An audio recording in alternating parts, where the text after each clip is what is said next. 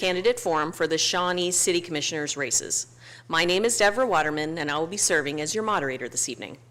Tonight's forum is brought to you by the Pottawatomie County Advocates for Voter Education, also known as PAVE.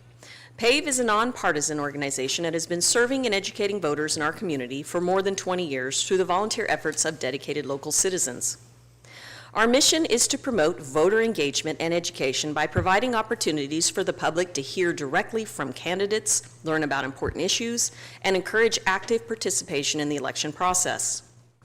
Forums like this one, along with other community events, are part of our ongoing effort to help voters make informed decisions and stay engaged in their local government.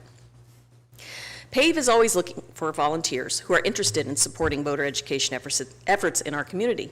If that sounds like something you'd be likely to be involved in, please speak with one of our volunteers following tonight's events.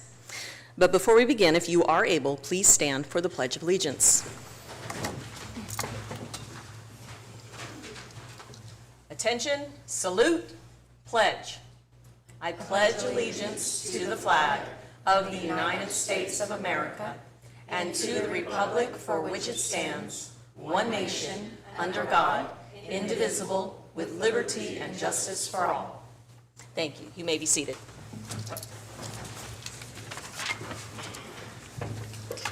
Tonight's forum will focus on the Shawnee City Commission races. All candidates from Ward 1, Ward 5, and Ward 6 were invited to participate. And we appreciate all candidates who accepted our invitation and are willing to speak directly with voters this evening. I will now briefly review tonight's format. Each candidate will begin with a 2-minute opening statement to introduce themselves and share why they are seeking office. Following opening statements, we will move into the question portion of the forum. Each candidate will have 1 minute to respond to each question. Candidates will be able to track their time using our signal system. A yellow light will indicate that 30 seconds remain. A red light indicates that time has expired, and we respectfully ask candidates to conclude their remarks at that time. This allows us to hear from all candidates and address as many topics as possible during the forum. Questions have been gathered from audience submissions and advanced submissions. Questions are reviewed for duplicate topics and appropriate content. However, we make every effort to preserve the original wording and intent of each question. Candidates within each ward race will be asked the same questions, and the order of response will alternate to ensure fairness. At the conclusion of the forum, each candidate will have 1 minute for closing remarks. As a reminder, this is a forum, not a debate. The purpose is to give voters an opportunity to hear directly from candidates about their priorities, qualifications, and vision for Shawnee. We ask candidates to focus on their positions and experience rather than personal attacks or criticism of other candidates. Thank you again to our candidates, volunteers, and audience members for joining us tonight. And due to the availability of some candidates, we will be proceeding in a little out of order tonight. So we will begin with Ward 6, and then we'll proceed to Ward 5 and conclude with Ward 1 with short breaks in between to reset. So prior to the beginning, we have drawn straws or did a numerical order to determine the order of candidates, and then they are placed in order from my right to my left, and we will rotate questions beginning with the right. So to start with, Mr. Cranston, you may begin with your opening statement. Thank you. Thank you for having me. My name is Charles Cranston. I'm a proud husband, father, grandfather. I was a CPS safe home, as well as a foster home for troubled youth. I've got over 25 years experience with small business and community interaction. I've talked to a lot of the community since I've been here, and I've talked to a lot of the small businesses. One thing that I've noticed when I was talking to the community is they don't know who their commissioner is, and they don't feel like they've been represented. I also talk to small businesses. They feel like they're being choked out, pushed away, and I want to give small businesses a voice, and I want to give the community a voice. My name is Charles Cranston, and I'm running for Ward 6 City Commissioner. Thank you. Thank you. And we will go now to Lauren Richter. Good evening. Thank you, PAVE, for putting on this event. I am the current Ward 6 City Commissioner. I've been serving for the last 4 years. I am outside of City Hall, outside of these chambers, a teacher, a mom. I volunteer in the community, and I try to invest my time in every way possible where I have availability. I'm running for re-election because I don't believe my job is done. Most of my 4 years, admittedly, was spent learning about city government and what it takes to be fiscally and fiduciary responsible for taxpayer dollars. And in the 4 years I've spent learning, I've also worked with city staff on tornado recovery and infrastructure decisions. I don't think that I've had very many easy decisions at this seat, and what I'm looking for in this reelection is the chance to spend the next 4 years building on the foundation, the knowledge that I've already gained, and really making a difference in Ward 6 specifically. I believe that when Ward 6 is strong, Shawnee is strong. We've got a lot of potential in Ward 6 specifically. We have an airport that's got millions of dollars set to be spent on it. The growth and the capacity for Shawnee in that area alone is going to be amazing once we have about 5 years under our belt, 10 years under our belt with the airport. We have a lot of businesses going in to Ward 6 specifically right now, and it's going to be this chair's responsibility to advocate for the families that are, and the residents that are there, to make sure that the area, the land is developed properly. We've got a lot of businesses coming in, but we also have houses coming in north of the highway, and it would be this chair's responsibility to make sure that land is used correctly according to the future land use map, any of the plans that we have in the Shawnee 2040 plan. And I want to be a part of those decisions. We've got a lot of things in the design and planning phase that I'd like to see through to its end. I'm really excited for what Ward 6 has coming to the table. Thank you. Okay, we will begin with the question portion. Charles, you'll get the first start here. What do you believe are the top 3 needs specific to Ward 6, and how would you advocate for those needs while still considering the good of the entire city? I believe that the top 3 needs of the city is, 1, safety. We definitely need the city to be a little bit more safer. We need the property taxes to go down, and we also need to bring in more small businesses. That's what I believe. Okay, thank you. Thank you. Lauren, do you need me to repeat the question? Yes, please. What do you believe are the top 3 needs specific to Ward 6, and how would you advocate for those needs while still considering the good of the entire city?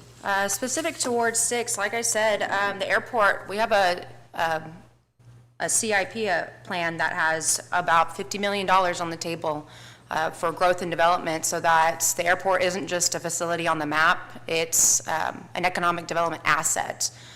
We can do disaster recovery in that area. We have the National Guard leasing land ready to build anytime soon.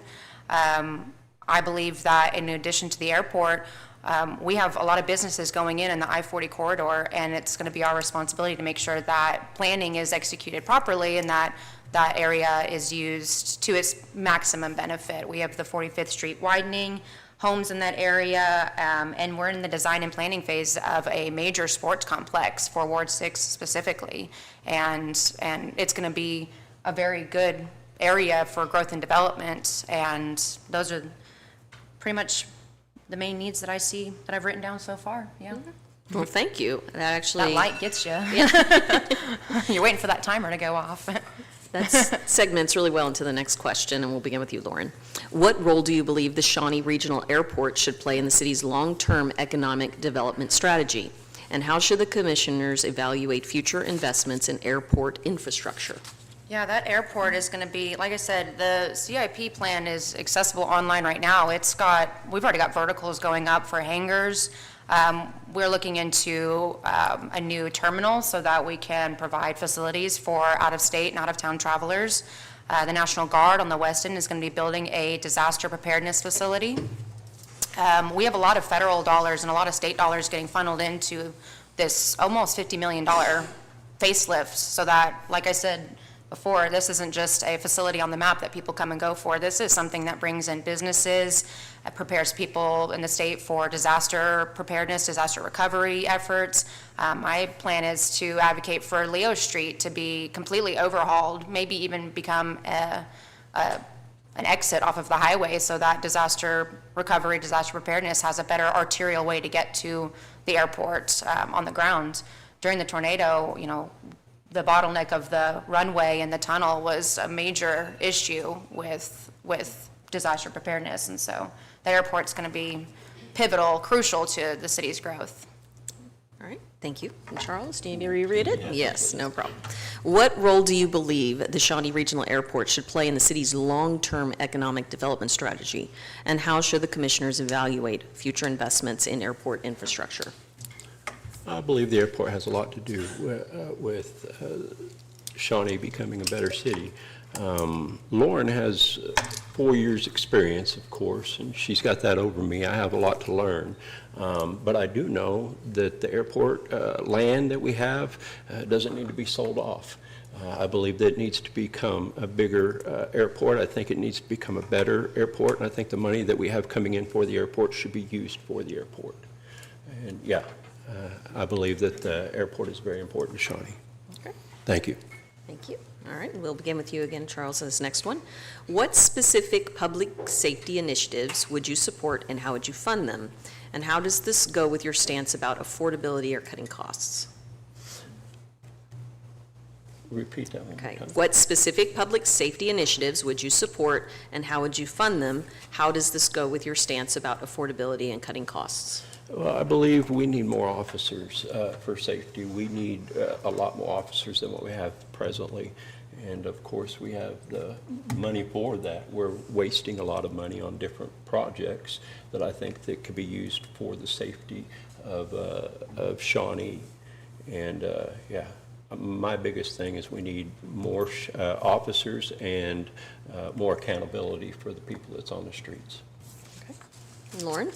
Repeat the question, please. What specific public safety initiatives would you support and how would you fund them? And how does that go with your stance about affordability and cutting costs? I think I'll be enough time to just answer the first part. That's fine. In my 4 years, like Charles said, in my 4 years, I've been an advocate for different public safety efforts. We have the fire station number 3 remodel that expanded the living quarters and did a lot for our firefighters there. We've done safe street planning efforts where we look to see, sorry, there's a little gnat there, making sure that our streets are safe to walk on, to travel on if we're not in our vehicles. I think that it would be my next 4 years looking at what our current fleet of officers and firefighters have as far as equipment goes, making sure that they're outfitted with the correct and proper amount of equipment so that they can do their jobs properly. And then incentivizing, like Charles said, increasing our fleet of officers and firefighters, making sure that we're competitive with cities around us and larger metropolitan areas, making sure that we can provide a competitive salary, benefits, and retirement for our officers so that this is a place they want to come and live and grow. Okay. That was a long question, so I get that. All right, Lauren, we'll start with you again. How do you feel about the handling of parks and recreation? What should change, if anything? How do I feel about the handling of Parks and Rec? I think our Parks and Rec department does a great job. I got to experience that firsthand. For the first time last week with my own kids, I have a almost 5-year-old and almost 7-year-old, and prior to really this summer, I've only been able to take them to Kids Space or the Veterans Woodland Park, and them being so small, I don't really get to go on a lot of things with them, or they don't get to play with a lot of the equipment. But this time, actually it was last week, I took them to the splash pad pool. Absolutely amazing. I love that our Parks and Rec department provides a facility like that water park. It's just phenomenal what our tax dollars, our 2018 sales tax dollars have put into our parks. We have parks on the map that like state renowned parks that have won awards, and I think they've done a great job of giving the senior center a facelift. There's someone in the audience tonight who has commended our senior center workers and the facility and the community involvement that they have in that area. I think they've done an amazing job. Okay, thank you. Charles? Yes. Repeat the question. How do you feel about the handling of parks and recreation, and what should change, if anything? I like the layout of the parks, like Kids Space. They look good. They're nice. I don't think the handling is very well. I have grandchildren that I brought, and it's not as safe. The parks are not safe. If I had a little bit to say about it, I would want to put some cameras up.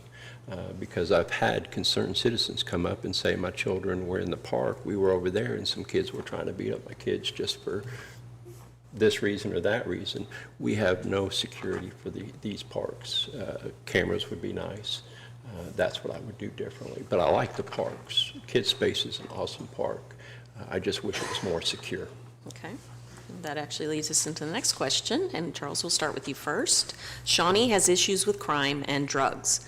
As a commissioner, what ideas do you have to curb these? Well, like I said, that's crime. Here's the deal. We need to get more officers. We need to actually not do the book and release. We need to actually prosecute and prosecute hard for the drugs. We need them off the streets. We need to make Shawnee a safer place.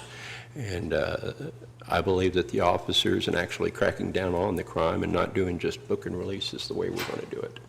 Okay. Lauren? Can you repeat the question? Sure. I think we're going to make you every single time. It's all right. Shawnee has issues with crime and drugs. As commissioner, what ideas do you have to curb either one? I think I've already stated a little bit of it. I'd like to see that our officers are well equipped with the equipment that they need, body cams, different law enforcement items, making sure that that budget is sound and airtight. From there, I believe that, I kind of lost my train of thought there. I think it's also, like Charles said, it's something that needs to be cracked down on. I don't think that we're in the prosecuting business. I think our job as a city commissioner is to make sure that our policies, our ordinances, anything that we decide up here benefits the officers and their ability to do their job. That's, I think, our large part as a city commissioner is to make sure that we provide them with the policies and making sure that city staff is held accountable for those policies being enforced and that the training is fair and proper for our officers. Okay, thank you. And we'll begin with you on the next one. If the city has multiple worthy projects competing for limited funds, such as roads, water, sewer, public safety, parks, airport improvements, and historic preservation, how would you consider prioritizing these projects? I would love to fund them all. That's the goal, right? I think the first and foremost thing is to consider public safety.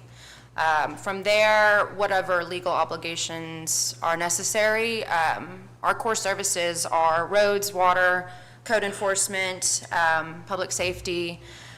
From there, I would love to see quality of life projects get put into place, but I think that public safety, water, roads, and those, I'm so sorry, that gnat, are all factors into quality of life. So it would be more so, how does it benefit the citizens of Shawnee? If a project is limited in funding, how can we fund it to where it maximizes its benefit for the entire community? I think public safety would be first in that, and then from there, any quality of life projects, parks or recreation, any kind of facilities that add to the quality of life would be next on the list for me. Thank you. Charles, you need to reread? Yes. If the city has multiple worthy projects competing for limited funds, such as roads, water, sewer, public safety, parks, airport improvements, and historic preservation, how would you consider prioritizing those projects? I've said this from the beginning, and Lauren said it just a minute ago. Public safety is the most important. And after that, it's a matter of whatever we have for the budget, and whichever one's the most feasible for the budget. But public safety, to me, will always come first. And then the need for the community will always come in. All right, thank you. All right, we'll begin with you again on this next one. The term of a city commissioner is 4 years. It should not be seen as a stepping stone to a different or higher office. As you ask the folks in your ward for their vote, will you pledge to represent them for the full term if elected? Charles. Yes. Thank you. Lauren. I don't think I need you to repeat that question. I have no intentions of being anywhere but in this seat if reelected. I love Shawnee, I love my community, and like I said, I've invested 4 years to learn as much as I can about this seat, and I don't intend on leaving it by way of any way except for being outvoted by Charles. So I love my town, I love Shawnee, and I like what we've done the last 4 years, and I think it's great to be a part of it. I can't see myself, and I don't see the need for leaving it. I pledge to stay in it the full 4 years. Okay, thank you. Okay, Lauren, this will be starting with you again. As sales tax is a major source of revenue to operate the city, what is your position regarding economic development? Shop local. Number one, for sales tax, our budget is about 24 million, give or take, every year, and so that averages to be about 2 million per month that we bring in sales tax. And so when we can spend our dollars here in town, that benefits us in the long run, in the short run, and everything in between. as far as economic development goes, we need to be competitive on the businesses that we offer to our community, bringing in new businesses like Home Depot right now in Ward 6 is going up, while also supporting our local places, because that adds to the small town quality of life. I think it's said in every election cycle that we're a small town feel, but we're becoming a big city in reality. I mean, we're at 32,000 people and growing. I think there needs to be the balance in economic development, the new buildings, the big box stores, things to attract outside sales tax dollars in here being spent, and then from there, making sure that our businesses that are already here are well taken care of, that there's pathways for them to continue with their business structure and to not feel like they've been boxed out or choked out. Okay, thank you. Charles? Yes, please repeat. As sales tax is the major source of revenue to operate the city, what is your position regarding economic development? I believe in bringing in small business. I'm old school. I believe that mom and pops are are what makes a community. I don't think it's big corporation, even though we're bringing a lot of big corporation. I don't think we should push out the mom and pops, and our economic development needs to go for more mom and pop shops here in Shawnee to be a sound community of only 32,000. We don't need the major big corporations coming in here and getting rid of our small mom and pop businesses. I believe that that's important to our economic growth. Okay, thank you. Well, we'll begin with you. This will be the last two questions. The city charter lists duties, responsibilities, and authority of a city commissioner. Have you read and understand the role that you are seeking? I have. Thank you. All right, Lauren, same question? Yeah, I'm gonna have you repeat it. Okay. Yeah. The city I get the charter. benefit of having it heard a second time. Put me to work, that's why I'm here. The city charter lists the duties, responsibilities, and authority of a city commissioner. Have you read this document and understand the role that you are seeking? I have read our Muni Code, yes, and I've also experienced and lived it firsthand for the last 4 years. I felt like I've done a very good job of executing the position. Okay, thank you. Final question. Lauren, we'll begin with you. What is the most important issue or problem in the ward that you are in and in the city as a whole? The most important issue? Can it be positive? Sure. I think we have a lot of room for growth. If you look at the boundary lines of Ward 6, I think we've got a lot of residential area, but we have a big area of economic development potential and economic development actual. We in Ward 6 have a lot of potential for growth. Like I said, we're in the design and planning phase of a major multi-million-dollar sports complex that will sit in Ward 6, and I think that's going to be very attractive. So not really a bad issue, but a great issue to speak on. I think moving from there, we've got a lot of area that is not developed that we can spend the next 4 years, 10 years, however many years, deciding and planning with our future land use map how we can best serve our citizens and grow as a city so that we are competitive for sales tax dollars, for quality of life, place to live, and for general happiness and outcome of the town as a whole. What we do in Ward 6 benefits the entire city. Think you. Charles, you need that.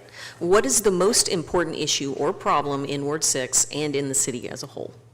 I think the most important issue right now is public safety, especially in Ward 6. We have a lot of crime in Ward 6. We do. We've got theft. We've got theft of property. We need to crack down on the crime in our area.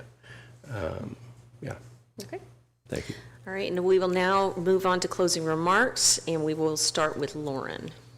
How many minutes is You that? get one. All right. Next Tuesday, vote for all these seats. Vote for every state and federal level that you feel, any state question that you feel compelled to vote for. I'm asking for your vote next Tuesday because I believe that I am the best person for the job. I bring 4 years of experience to the table, and I'm the type of person who will hit the ground running starting tomorrow with whatever time I have left. And I am excited for all these projects that I know are down the pipeline, and I'd really like to be a part of it and bring my, I guess I would say expertise, if 4 years is considered expertise, and knowledge and my drive to get these projects done for the city of Shawnee as a whole, for Ward 6 specifically. And no matter who you vote for, I think Charles and I are willing to work together post-election so that all of these ideas, whether they're the same or different, can be tackled together. Okay, Charles, closing comments?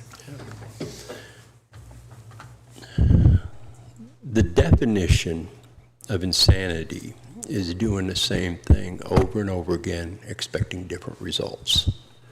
Shawnee has become the 7th worst, most dangerous place in the state of Oklahoma to live. And that needs to change. It needs to change. Shawnee needs to be a destination, somewhere people want to come. Not a place where crime can happen anywhere and everything. I want to be the person that you vote for that makes that change. My name is Charles Cranston. I'm running for Ward 6. Thank you. I'd like to thank both candidates at this point. This concludes Ward 6 Commissioner race. Give us a short break. We'll get reset for Ward 5, so don't go anywhere. Thank you.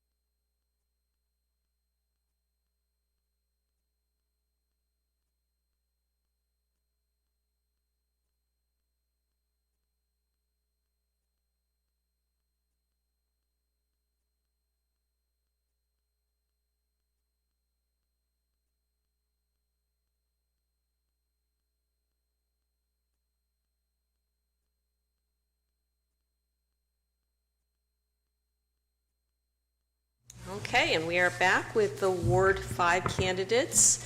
We have Jonna Irving, Levi Annis, and Joey Ward. We will once again begin with opening statements, 2 minutes each. And Jonna, you get to go first. I'm Jonna Irvin, and I am a resident of Shawnee for about 13 years, a transplant here for work. And I can tell you, I've joked my entire life about wanting a settlement of some kind, and I believe Shawnee has given us that. I have 23 family members here. I'm very passionate about the community. I've served over 600 hours with Junior Service League in our community in different areas. The library has been was my project for 10 years. And I believe in public service. It's what our family's always done, and I'm educated, experienced, and prepared to serve. Thank you. And Levi? Hello, my name is Levi Annis. I grew up from Okemah, Oklahoma. I have been in Shawnee for the past 6 years. It's been a great experience getting to live here, but I do see tons of room for improvement. I did not know how bad our homeless situation was until I started living here and started going through Main Street. That is my primary focus. I really want to do what I can to impact that, not just in a way where we're taking them and shipping them off, but also reintegrating them back into our society. That is like prime focus for me. I'm very new to politics. I'm 29. So I don't have a lot of experience to bring, but I do have a lot of conviction, and that would be the primary reason. Thank you. And Joey? Good evening. I do want to thank PAVE for putting on this forum tonight. It's very nice of you all to do that. My name is Joey Ward. I go by Joe. I'm not a career politician. I make notes because I'm old and I forget if I don't. I'm a husband, a father, a grandfather, or papa, as my grandkids call me, and a man who spent his life in real service.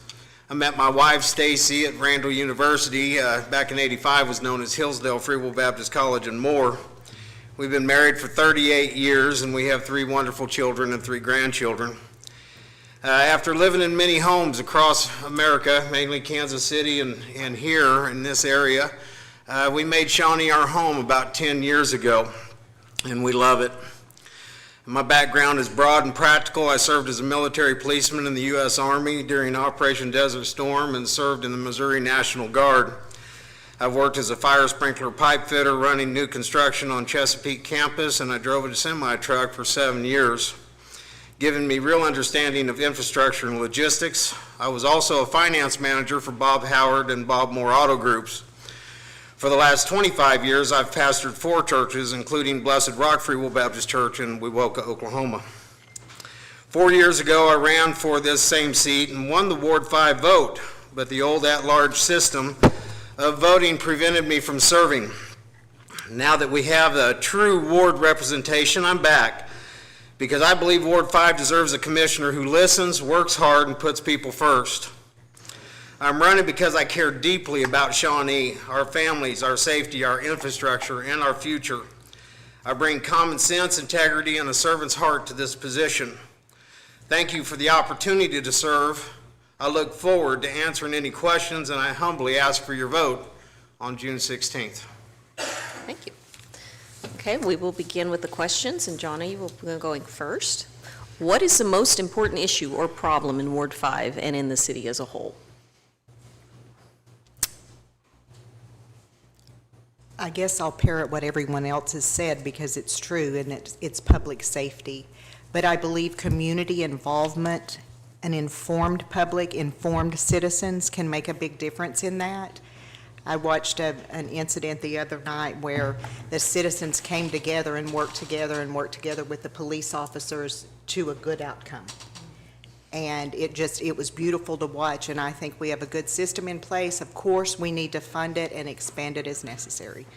And the second issue I would have is affordable housing. And I'm willing to learn what we need to do with that. Fair enough. All right, Levi, do you need me to repeat the question? Nope. Okay. Yeah, I got to get a good understanding of what our number one issue is in our ward specifically, because I've been knocking doors for the past 3 weeks or so, getting an idea, and that was actually one of the questions, really the only question that I asked the people that I talked to was, what is the biggest problem that you have here? Overwhelmingly, that answer was infrastructure. People are having problems with their roads. There's some drainage with water that is washing out sides of houses. And then it's kind of closely followed by drugs and homelessness. But in regards to the people who are living in my ward, infrastructure seems to be the issue that they most care about. Thank you. Joe? Yeah, I again parrot that. Infrastructure is very important, and honestly, our Harrison corridor that we have in Ward 5 there, from Wallace to Federal there, those businesses are all dilapidating. We've got to do something about either getting these buildings redone or gone, making the owners accountable for these buildings, because you drive through there, it's depressing. Crime is another thing that we have in our neighborhood. I had a drive-by shooting last year at my right across the street from my house, right next to Kids Space Park. And so that's something that needs to be encouraged to continue to get stronger. And I'm not downing our police officers. They're great. I appreciate them. I definitely back the blue. But that's definitely something that needs to be done too. Okay, thank you. Levi, we'll begin with you on the next question. Much has been said on social media regarding the sins or failures of past commissioners with intent to right those wrongs. If elected, how would you have those issues brought forth for reconsideration? Okay, well, this is a little bit unique for me in that I'm completely new to the political field at large. I'm just meeting a lot of these people for the first time. I don't really understand the sins of the past, and I'm just going to be focused on solving what I need to do to solve the issues that I care about. or more specifically, our ward cares about, which is like homelessness and the like. So finding different solutions for that and trying to figure out what works for our city is what I'll be focusing on. Great, thank you. Joe? Repeated. Much has been said on social media regarding the sins or failures of past commissioners with intent to right those wrongs. If elected, how would you have those issues brought forth for reconsideration? Well, I tell you that when I ran 4 years ago, I ran mad. I was upset. I'd went a year and 4 months without sewer and water, and because the city had damaged my stuff and they wouldn't fix it, and I was upset. But I couldn't get a hold of my commissioner during that time. I tried so hard. And so what I want to do to resolve that issue is to be there for my constituents, maybe have a monthly meeting before a commission meeting where they come and talk to me about their concerns about what may be on the agenda, give me their opinion, let me know, because it's not about my opinion. I'm there to represent the people. I don't care if you're what party you're from or how you were raised. This is a position that's meant to cover everybody. Okay, thank you. Donna? Will you repeat it? Okay. Much has been said on social media regarding the sins or failures of past commissioners with intent to right those wrongs. If elected, how would you have those issues brought forth for reconsideration? I don't think it's fair to go back and revisit the so-called sins of our past city fathers without completely being there the whole time to understand why they did what they did. What I can promise is that we will look into what we're doing now and move forward, and certainly never try to repeat those things. So to learn from them and try not to repeat them, but they can't be undone. Let's just do better. Good. All right, Joe, you will go first on this next one. As sales tax is the major source of revenue to operate the city, what is your position regarding economic development? You know, sales tax is really important. I spent probably double on my signs what I needed to spend on my signs because I wanted to shop local and keep my taxes here in town. I think there's times that we go to the city and we buy things that we could be buying in our town. We're breaking records every month with sales tax. That's a wonderful thing. But we need to figure out exactly what we're going to do with those excess funds and where we're going to put it to help the needs of Shawnee. Okay, thank you. Jonah? I believe that we're doing a good job with this sales tax money that's coming in, and that's totally what funds the city budget. I don't believe it's political, so we don't have to look at what the county's doing or what the state's doing. We take the money that comes into the city and fund infrastructure, fund the police, fund safety, and improvements in our city. Thank you. Levi? Can you repeat the question? Sure. As sales tax is a major source of revenue to operate the city, what is your position regarding economic development? I really do enjoy mom and pop shops, local business. I try to shop it as often as I possibly can to avoid spending any money like at a big corporation at Walmart. I would love to see incentives to create more smaller business that kind of enriches our area. But in large, this is an area of expertise that I don't have a lot of knowledge about, and something that I will have to do a lot of research to figure out. Thank you. Jonna, we're going to begin with you on this next one. If the city has multiple worthy projects competing for limited funds, such as road, water, sewer, public safety, parks, airport improvements, and historic preservation, how would you prioritize those projects? I would look to the information we'd gathered that directed us toward those projects and want to prioritize safety, want to prioritize infrastructure, and then use the remaining on what could be completed instead of started and not finished. Okay. Levi? Could you repeat that? If the city has multiple worthy projects competing for limited funds, roads, water, sewer, public safety, parks, airport improvements, or historic preservation, how would you prioritize those projects? I think a good way to figure out what the city cared about specifically is to ask, is to figure out what the people in the city wanted.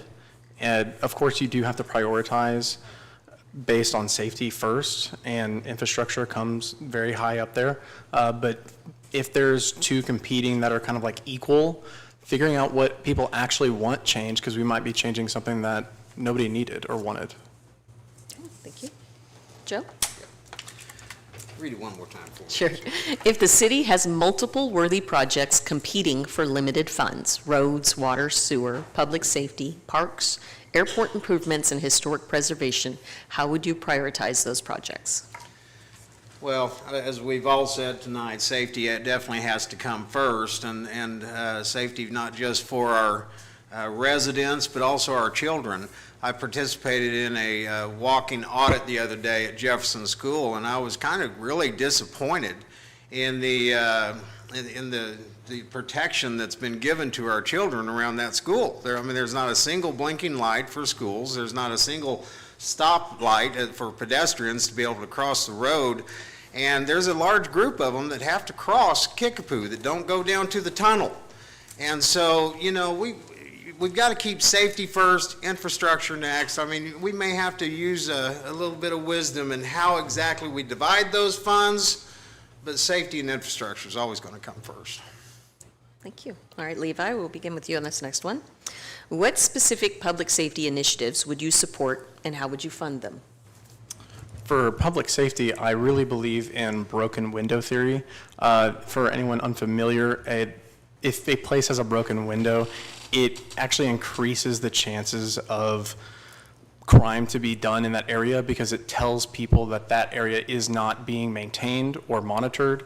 Whereas if you keep a clean environment and you are fixing things and it's a orderly environment, you're sending the opposite signal. Where it is maintained, people are aware that things are being fixed, and it reduces crime at large. It doesn't stop it specifically, but it's a good way to start, where instead of being reactionary with like stronger police, you can be proactive in reducing crime to begin with by increasing how well our environments are. Okay, thank you. Joe, do you need me to repeat it? What specific public safety initiatives would you support, and how would you fund them? Well, I agree with Levi on these houses that we have around the area that need to be done, but I also think there's a different way to do it than just throwing it at the city and letting them level houses.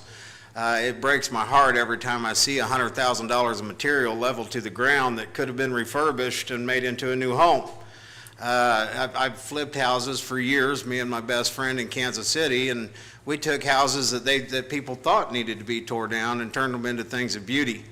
And so I believe that the city can benefit a lot by getting involved in helping, and by Ward 5 coming together, the people coming together and helping each other, and start getting that environment clean and looking better. Okay, thank you. Johnny, do you need me to repeat it? Okay. What specific public safety initiatives would you support, and how would you fund them? It seems like everything comes down to funding, doesn't it? And I believe that to do that, the city of Shawnee can do the best they can while keeping up with safety and infrastructure and the police. And I think we should look for partners that also have monies available to contribute to that, and inform our citizens, get our citizens involved, get them excited about Shawnee, get them excited about keeping their properties nice and keeping things safe in the area, and partnering with other people. Thank you. All right, Joe, we're back to you. What specific homeless programs would you support, and how would they be funded? I'm hoping that at a state level, they're going to work hard on helping us with some of this homeless situation. I believe there needs to be institutions for people that have major drug addictions, where maybe they can get the help they need and be integrated back into society as just a normal, everyday citizen, and not have to rely on homelessness. I know that where they're at is a very sad place to be. I know it's not some place that I would want to be. But there are some people that are stuck there, and the answer is not simple. It's not easy. There's no quick answer to it, but I do believe that in some way, either in supporting the state or or whatever, that if they want to put in some kind of institution to be able to help those people, I would really be in support of that. Thank you. Jonna, do you need me to repeat the question? Yes. Okay. What specific homeless programs would you support, and how would they be funded? Again, the funding. The homeless situation needs to be studied and corrected on a lot of levels. And to put it back on just the city, again, stretches those tax dollars that we need for safety, that we need for infrastructure, that we need. So informing people the resources that are available. We have a lot of resources here that perhaps people don't know exist. And we could do a better job with city regulations and things that it takes to get a home, to start utilities, programs that we would have to continue to be able to pay your utilities. So we've got to have economic development to have jobs here so that you can afford to pay your utilities and take care of your property. And I mean, it's hard as a young person. So we need to work on some of that so that it's not so hard to establish a residence here and keep your property up and comply with the rules, at the same time building a home and a life. Thank you. Levi? Yes, I would love to see a homeless shelter built here, and not necessarily off of our tax dollars, but if we could find a way to have the local businesses around us help fund it, because it does impact the city at large and impacts their business as well. Banks all the time will donate money to schools for like a sports billboard. You could also convince them to want to donate money to a homeless shelter. Places like Salvation Army could contribute to that. But I would also love to see other businesses that focus on homeless, such as Curbside Flowers in Oklahoma City, see if they want to reach out and find some type of program here where we could provide jobs for homeless, kind of killing two birds with one stone, increasing economic development while trying to find avenues for them to get off the streets. Thank you. All right, Jonna, we'll go back to you. What city expenditures would you reduce, or what policies would you change? Specifically, I don't believe that have enough information at the time to say that I would come in and reduce anything or change anything. I would need to learn, pay attention, listen to all aspects, and make an informed decision based on information from the people that actually run it, instead of me coming in and saying, hey, why'd you do that? I think we should have done it this way. Certainly, I'm glad to give input, but I don't want to second guess the people that do this day to day. Thank you. Levi? What city expenditures would you reduce, or what policies would you change? I have a very similar answer to Jonna. I don't really know enough information to give a solid answer on that. Okay. Joe? You know, I think one of the things that needs to be challenged at the very least is all the money that we give to 501c3s with no accountability. I believe that there needs to be accountability when we authorize funds to these 501c3s of the funds that they've already spent. That way we know that our money is going to the right place and to the right people. I'm not saying that we need to cut back on those expenditures, just have more accountability in them. Okay.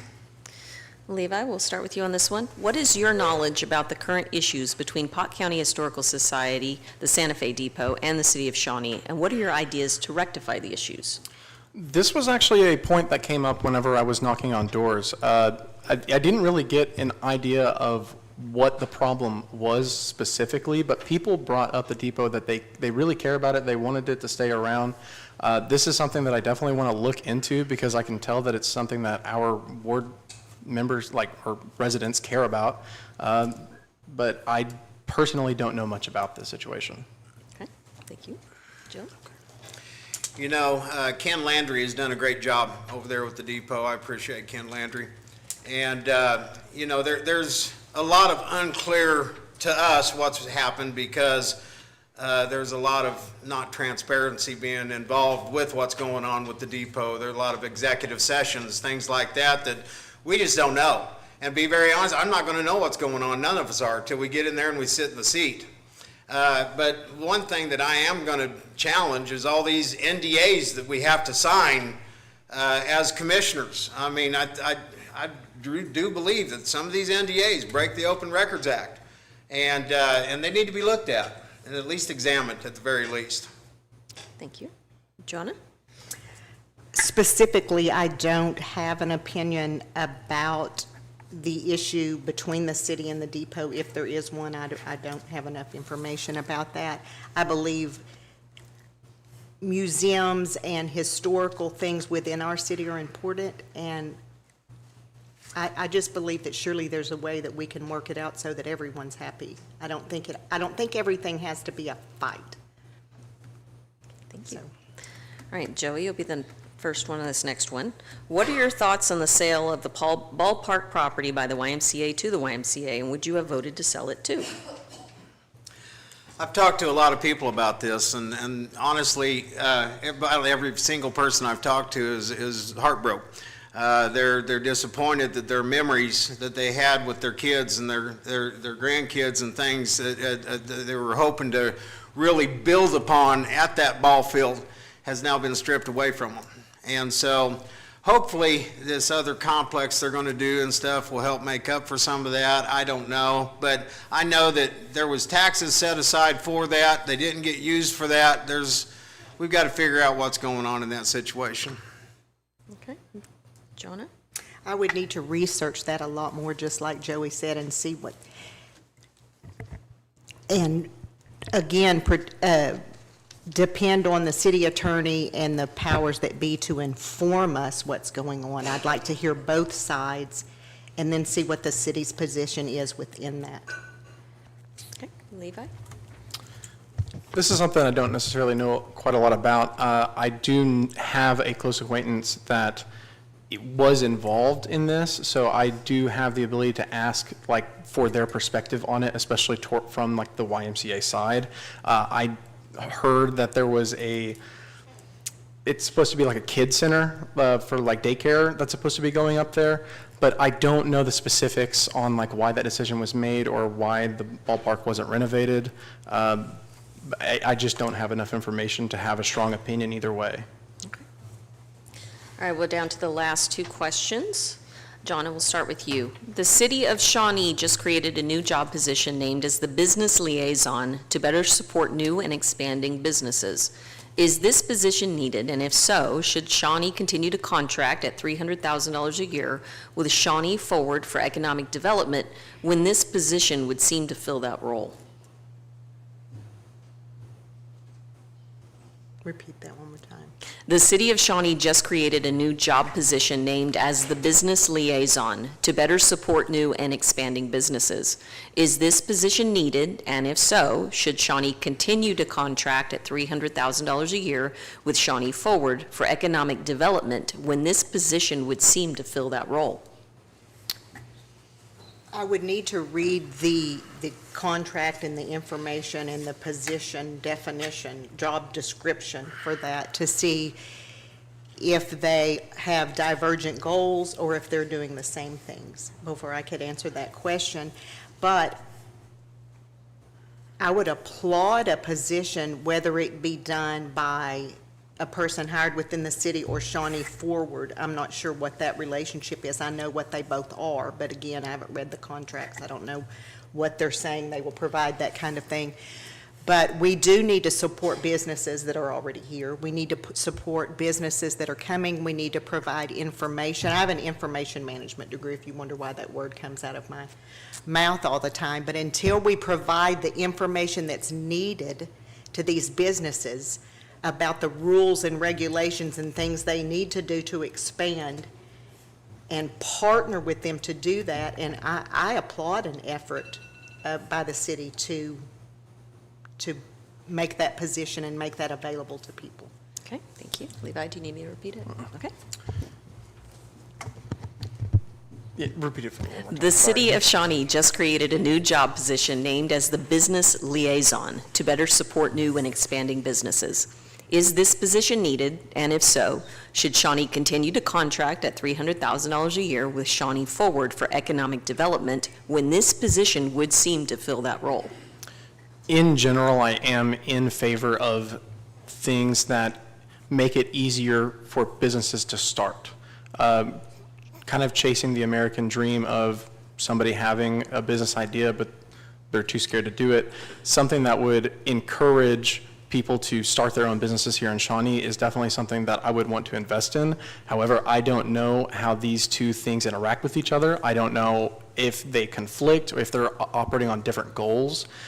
So I would have to learn more information about each one of them individually before I am able to even determine if one kind of outperforms the other or not. Okay, thank you. Joe, do you need? You know, I think Shawnee Forward does a lot of work. I think they're like everybody else that I talked about when I say that I would like to see more accounting as far as what the money that we're giving them is going to, exactly what it's funding, how much money they bring in as a whole, how much money that they're bringing in goes to actual service, and how much of it goes to admin cost and things like that. So, you know, I think that it's not just Shawnee Forward, all of the groups, whether POGO, Community Renewal, all of them, we need to have an accountability for all of them. Okay, thank you. All right, this will be the last question. Levi, we'll start with you. What does accountability mean to you?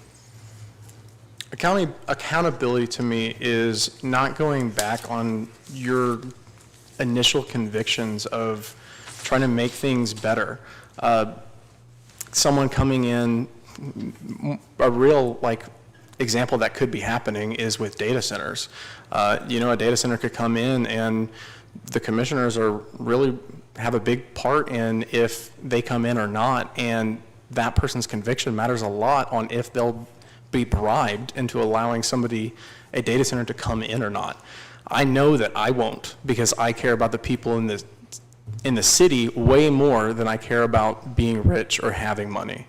I want to make sure everyone's taken care of, and I will not be accepting any type of personal bribe like that, and that's what that means to me. Thank you. Okay. Joe? I believe that accountability all comes down to how authentic you are, how genuine you are. And I can tell you that I'm the same person I have been for all my life. Nothing about me has changed necessarily, other than I like to think just getting a little better with age. And so accountability is being able to accept that accountability when it's needed. I've had to eat a plate of crow or two in my life, I admit it. But also rectifying whatever that accountability is that you're being held accountable for, making sure that you make it right. Thank you. And Jonna? Okay. What does accountability mean to you? Having the information needed to make an informed, respectable, and respectful decision for the people that it will affect. And again, my experience is in information management, but in the second 20 years of my career, it was in compliance. And I'm not afraid to hold people's feet to the fire to get the information that I feel is needed before I can make a decision. So, Thank you. And we will now have closing comments. They are again 1 minute long. And Levi, we'll start with you. Yeah, I am really looking forward to the opportunity to be a commissioner if I get voted in. This is all extremely new to me. I'm learning an insane amount. I really, really feel strongly about wanting to make people's lives better. That is my ultimate goal, and I could not stand on the sidelines just watching decisions be made that weren't in the best interest of the people. And I just decided that I needed to stand up and say, I know that my decision will always be for the betterment of every individual, no matter how much money they have or what color their skin or anything. I just care about people to the core of me. Thank you. And Joe? Well, again, I do want to thank PAVE, the fellow candidates, and all of our guests for their time and participation this evening. As we look ahead, Shawnee needs leadership that puts transparency first. Citizens deserve to know exactly how their tax dollars are being spent and have a real voice in decisions that affect neighborhoods and property. I'm committed to preparing for safe and organized growth. That includes supporting expansion of Interstate 40 to 6 lanes all the way to Oklahoma City. Better roads mean safe travel, stronger economic opportunities, and higher quality of life. for our families. Shawnee is growing fast. We have a choice. We can manage that growth wisely with thoughtful planning, or we can let it manage us. I believe in wise, proactive leadership that protects what we love about our city while building a better future for our children and grandchildren. If you want a commissioner who will listen, fight for transparency, and make practical decisions for Ward 5, I humbly ask for your vote on June 16th. Thank you, and God bless you and our city. Thank you. And we'll finish with Jonna. Read it to me so I can focus. Oh, I was just my. It's just your Okay, closing. no more questions. I didn't write it for you. I'm sorry. Okay, would you like to? Get with me next time. Okay, again, I'm Jonna Irvin, and I actually retired April 1st with the expectation that I would be free after 39 years behind a desk, running businesses, sorting through rules and regulations, and growing businesses and making things better for my family, making things better for my neighbors, making things better for wherever I've landed, and I happen to have landed in Shawnee. I'm passionate about it. Again, I'm educated. I'm ready, willing, and able to help. I have the time, I have the education, I have the experience, and I know how to work within regulations instead of against them. So I would appreciate your vote. If you choose me, I'm ready to get to work. Thanks. Thank you. And that concludes the Ward 5 Commissioners Forum. We'll take a short break to get set up for Ward 1, so please be patient with us. Thank you.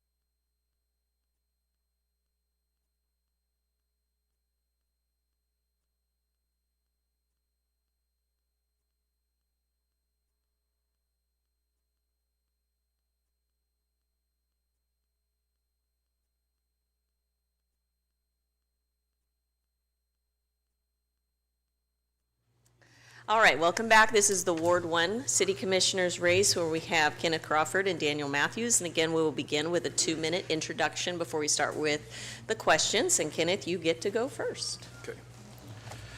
Good evening, and thank you to PAVE for hosting tonight's forum. My name is Kenneth Crawford. I am asking for your vote for Shawnee City Council Ward 1. I am not a career politician. I'm a retired federal firefighter with a master's in sports administration and a bachelor's in education at East Central University. A long life constituent, a researcher, a volunteer, and most importantly, a citizen who believes our local government should work for the people. The reason I became involved in city government started with a simple public safety concern. After the tornado, I watched damaged public property remain accessible to the public for an extended period of time. I attended meetings, asked questions, sought for answers. What I discovered was that many citizens felt the same way I did. They wanted more transparency, more accountability, and a stronger voice in the decisions affecting our community. Over the past several years, I spent thousands of hours reviewing public records, city minutes, county records, budgets, and development proposals. Not because anyone asked me to, because I believe informed citizens create a better government. If elected, my priorities are straightforward. First, public safety must come before politics. Second, transparency must become the standard, not the exception. Third, taxpayers deserve accountability for every public dollar spent. And fourth, Shawnee must focus on smart economic development that creates opportunities for our families, our businesses, and our future without sacrificing public trust. I believe city council members should listen more than they speak. Ask questions before making decisions, and remember they work for the citizens, not the other way around. Tonight, I look forward to sharing my vision for Ward 1 and discussing how we can build a stronger Shawnee together. Thank you. Thank you. Daniel? Hi, good evening, everybody, and thanks to PAVE for putting this on. Deborah, thanks for moderating it. Ken, thanks for being here. I look forward to our conversation tonight. I got involved in city government with an appointment to the Planning Commission in 2016 from Mayor Finley for a simple reason. I want Shawnee to be a city where my kids want to stay and grow up, and I don't want to chase my grandkids all around the country. I have four kids that I love. I've succeeded in one's graduated from the University of Oklahoma, and he's chosen to make Shawnee home. I'm working on the other 3 as they grow up. And so as I've lived here for 44 of my 45 years. My parents met at Oklahoma Baptist University, got married in Stubblefield Chapel. I'm a Shawnee guy. I haven't moved all around the country. I love this town, and I work every day to see it become everything that I think it can become. Our role in the last 6 years, I've had the privilege of serving on the city commission, and we've accomplished a lot of really good things, and I'm excited to talk to you about them tonight. But I'm looking forward to our conversation. I'm looking forward to creating a community that works for you, works for your children, and works for the Shawnee of the future. So I look forward to our conversation. Thank you. All right, and Kenneth, we'll begin with you for the questions.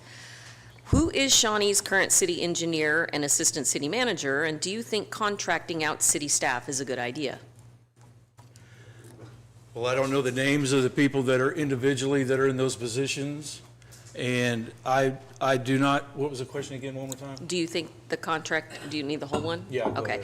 ahead. Who is Shawnee's current city engineer and assistant city manager, and do you think contracting out city staff is a good idea?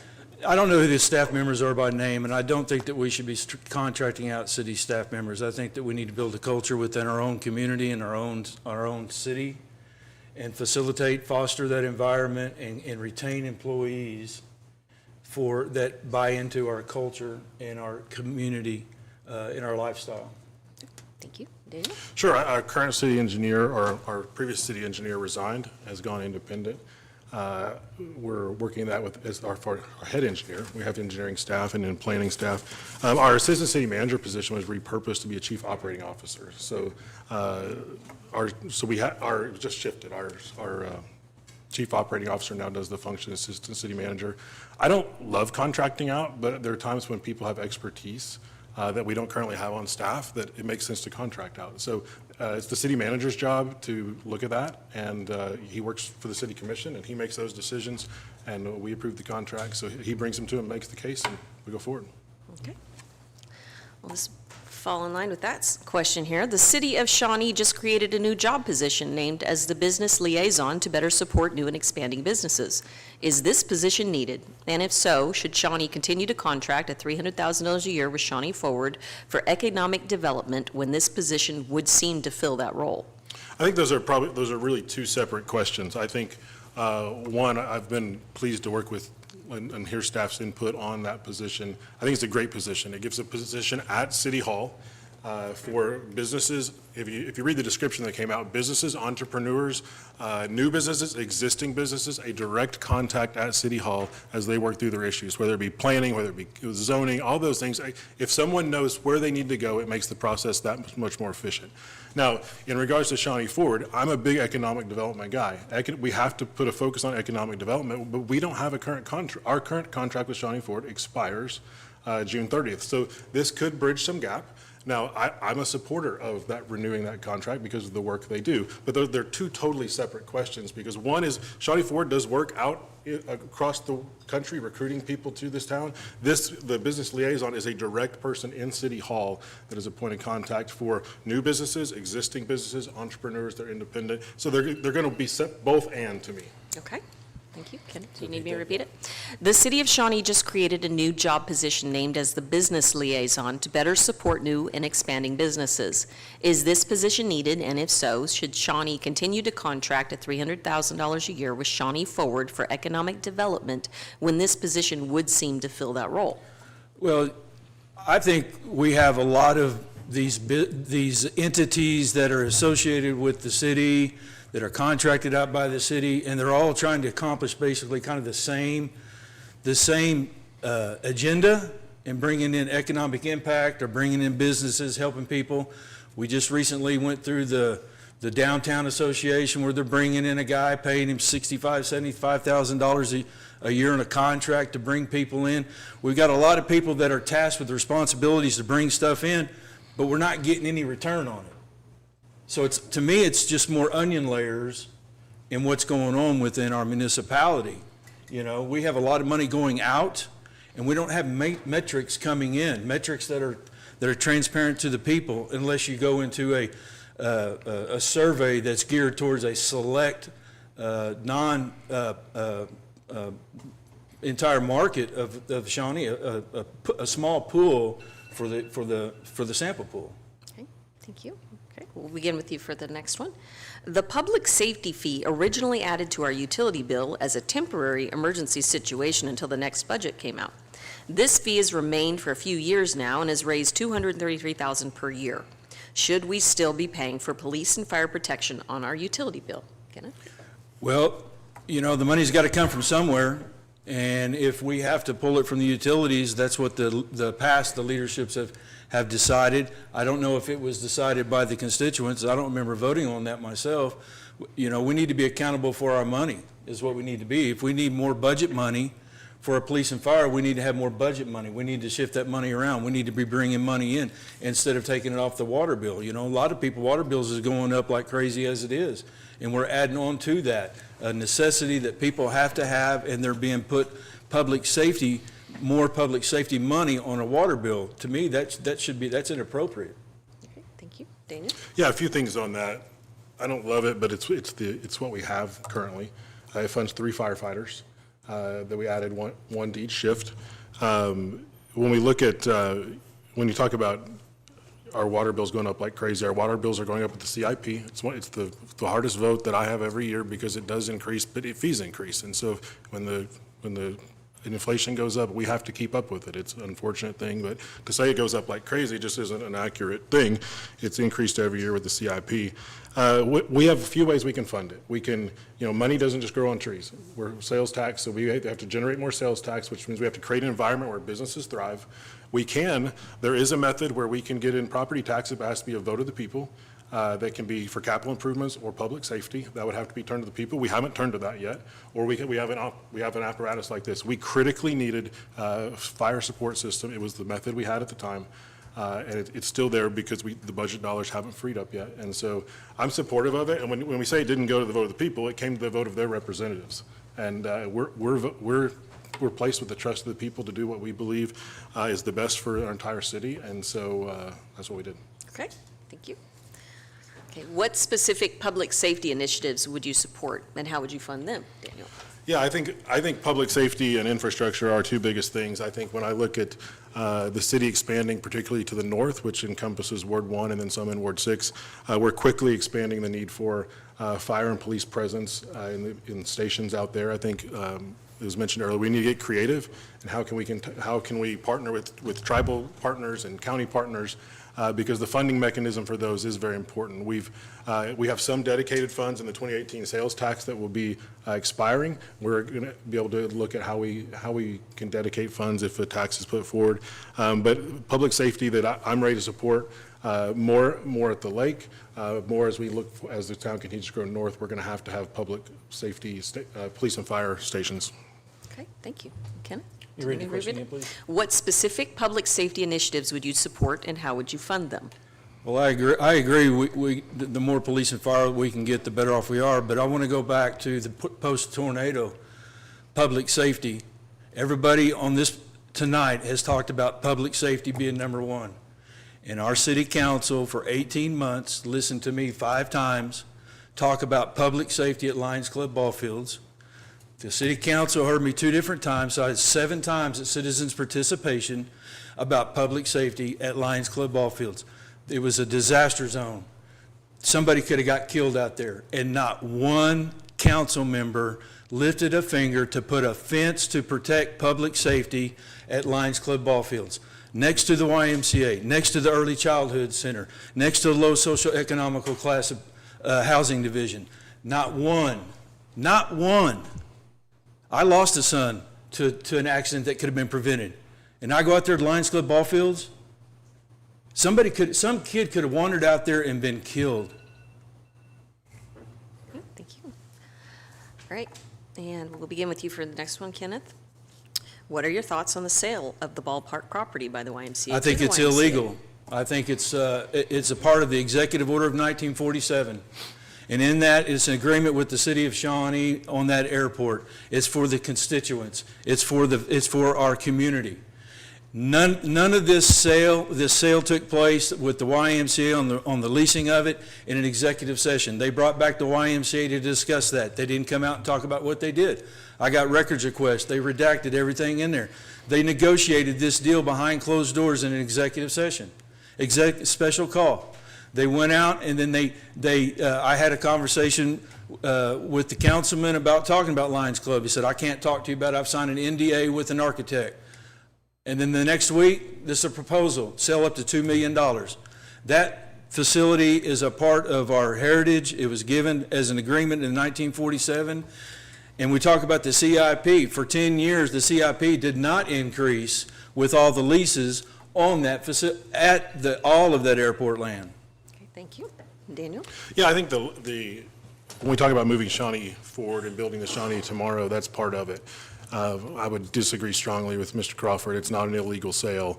It's been cleared by all the legal channels. It's been cleared by everything it has to go through. It's gone through that process. The $2 million, it's going to allow ball fields to be built back faster.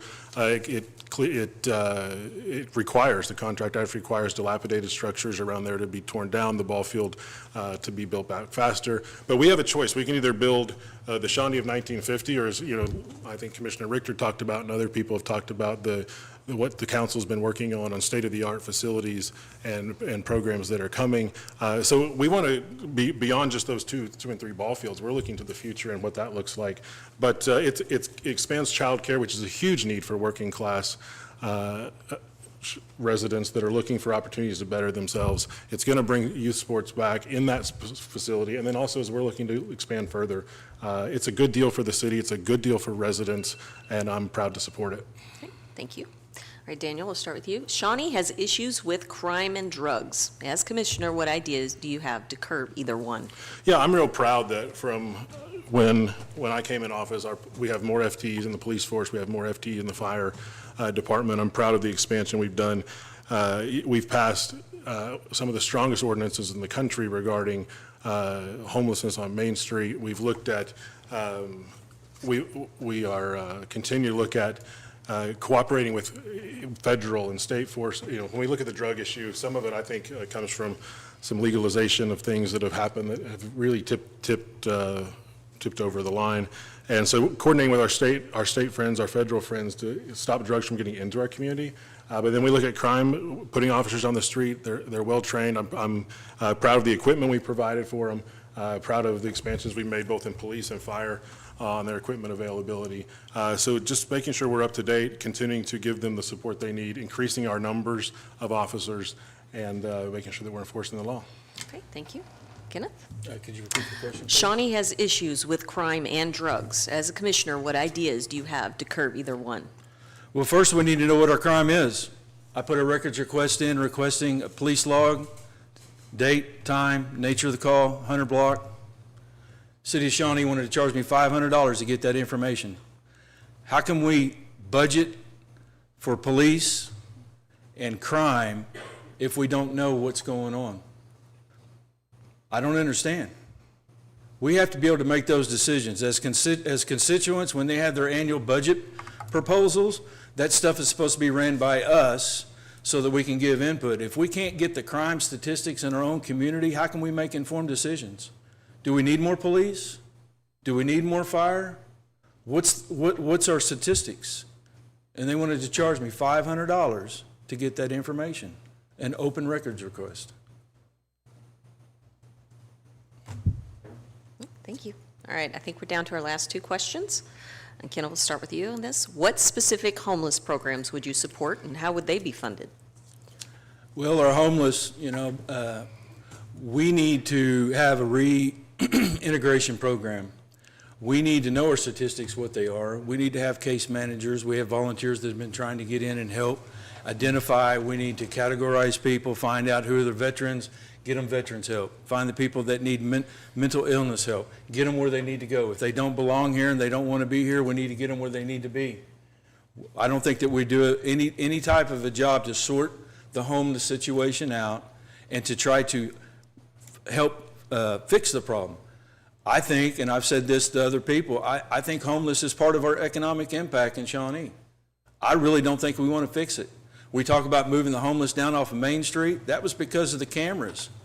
Those people didn't want to be seen on camera. They're just right down the road down here. Thank you. Daniel? Yeah, I think when we talk about the homeless issue, it really comes down to what's your belief on what's the city government's role. I'm a small and limited government guy with recurring cost, and like people have talked tonight about a homeless shelter. That's not something that I believe is the role of city government. When we look at city government, our role is, there are times we can partner when there's state and federal funding available that has to come through a city, that we can contribute to programs that are run from outside the city. But when we look at the city, our job as commissioners is to look at policy. We passed Don't Sit, Don't Lie on Main Street. We made it easier for people to, Oklahoma has a law where trespassers either have to file a trespass, you have to do it ahead of time, or you have to be there. We came up with a way and passed it so that people could proactively have the police trespass people off their property. That's our role. Look at how do we treat crime and that kind of stuff. But as far as ongoing costs, I mean, everything we're talking about is about budget. And so I'm not a big believer that recurring cost and the city bearing the responsibility of it, we are a partner, not a provider. Okay, thank you. All right, this is the last question. We'll start with you, Daniel. What city expenditures would you reduce, or what policies would you change? What city expenditures would I reduce? You know, I'm very, very proud of the budget that we produce. And every year there's an open budget hearing. There's a public hearing on the budget. There was one this year. I'm very proud that in my 6 years, and we'll pass a budget Monday night. I'm proud that in my 6 years, I've never voted for a budget that didn't have a reserve fund. We've been very disciplined. We've been very conservative with our budget. It was the reserve. Shawnee didn't have a reserve fund previous to when I served. And now we have almost 20% of our budget we have in reserve. And it was that reserve fund that got us through the tornado. So when I look at our finance team, when I look at our management team, they've been very disciplined in their budget. We don't overspend. We're conservative with our funds. It allows for the up and downs. We survived COVID. We would come out healthy financially, and it's because of the budget policies that have been enacted. And so I'm really proud of our budget and policy. Okay, thank you. Kenneth? You read it again. What city expenditures would you reduce, or what policy would you change? Well, I don't know if we can afford to cut expenditures. I mean, everything's predicated on the budget, and seems like we need infrastructure, we need water, we need to take care of crime. I don't know where you would cut that at. What I would suggest is to do a forensic financial audit for the last 25 years of our municipality. We had sales tax that was passed for projects in the early 2000s that people adamantly, as time goes on, elected officials change the narrative and deny that happened. It's in the minutes. It's documented. We have other areas within our sales tax that people have amnesia and don't want to look at, and they try to cover things up. I want to start from scratch and have a financial forensic audit of our history. If we're broke, it sounds like to me we're barely surviving with the budget. How do we get money to come in? We got infrastructure that can't support new housing. Thank you. All right. So now each candidate will have 1 minute for closing comments, and Daniel, you get to go first. Sure. Thanks to PAVE for hosting us. Thanks, Kenneth, for the conversation. My name's Daniel Matthews. I'm asking for your vote for Ward 1 Commissioner. One more term that I want to serve, and I'm proud of the accomplishments that we've had in the last 6 years, but I'm looking forward to 4 more years to finish a lot of things we've started. What are some of those things? When I talked to you about conservative budget principles that have become a bedrock of this commission that I help lead, we're talking about I'm a collaborator who has relationships at the state and federal level that have generated record grants and revenues for the airport. We're looking at infrastructure. We have a long way to go on infrastructure, but we've started the process. We have, in a water plant that gives us 3 times the output that we currently serve, a wastewater treatment facility that we sent to a vote of the people when it was tough, that will provide for the next 50 years. We've had to make a lot of really tough decisions in the last 6 years about what our community was going to look like, how we were going to live within our means. I've been here for it. I've made the tough decisions. I want to do it for 4 more years. Make the tough decisions, not the easy accusations. I appreciate your vote on Tuesday. Thank you. All right. Kenneth? So tonight you've heard different perspectives about the future of Shawnee. We also need to make sure that we preserve our history, especially the depot and the museum and our Lions Club ball fields. As you consider your vote, I ask you to remember one thing. This campaign has never been about Kenneth Crawford. It's always been about citizens having a voice. I'm running because I believe government works best when it is transparent, accountable, and focused on the people it serves. I will ask questions. I will do my homework. I will return your phone calls. I will listen to your concerns. And I'll always remember that every decision made at City Hall affects real families, real neighborhoods, and real taxpayers. Ward 1 deserves a representative who will be present, engaged, and willing to stand up for the public interest. I'd be honored to earn your trust and support and your vote. Thank you. God bless Shawnee, and have a wonderful evening. Okay. And that concludes the forum. On behalf of PAVE, we would like to sincerely thank everyone who attended tonight's forum, submitted questions, participated respectfully, and took the time to become a more informed voter. Community engagement is essential to good local government, and we appreciate each of you for investing your time in the future of Shawnee.